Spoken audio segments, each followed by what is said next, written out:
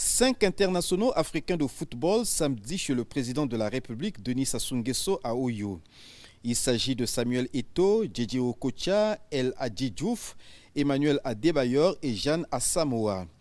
Tous sont venus soutenir l'initiative de la création à Oyo de l'Académie de football d'Alima, fruit du partenariat entre le gouvernement congolais et l'ancien champion du monde de football, Blaise Matuidi.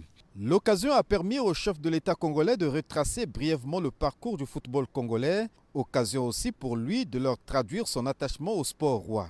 Avant cette rencontre avec le président de la République, ces 5 internationaux africains de football ont visité le site où s'exécutent les travaux de construction de cette académie de football. Autrefois gymnase d'Oyo, le site subit un réaménagement en profondeur pour l'adapter à la nouvelle configuration voulue par le président de la République. Nous, on était jeunes, on a tous rêvé, on avait tous une envie de faire quelque chose d'extraordinaire pour notre communauté, pour notre pays et pourquoi pas pour le continent. Et aujourd'hui, je pense que je ne peux en aucun cas parler sans parler de son excellence, le président, M. Sassou Nguesso. Ce qu'il a fait, c'est énorme, de se mettre à la disposition de la jeunesse. Il n'y a rien de plus important que ça.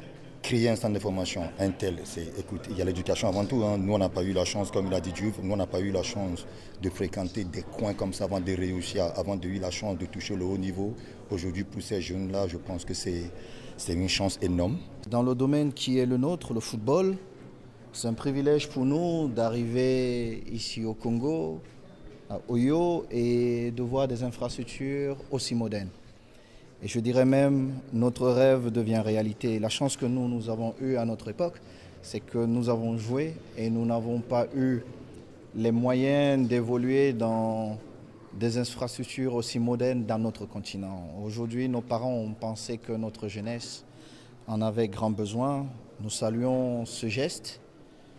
Et nous prions cette jeunesse de prendre leurs responsabilités parce que moi je nourris l'ambition de voir un pays africain être champion du monde. Soulignant que les travaux en cours sont exécutés par l'entreprise MBTP, ils portent actuellement sur la construction des dortoirs, des toilettes, des réfectoires, de l'infirmerie et de l'aménagement des aires de jeu. La fin de ces travaux est fixée à fin octobre 2024.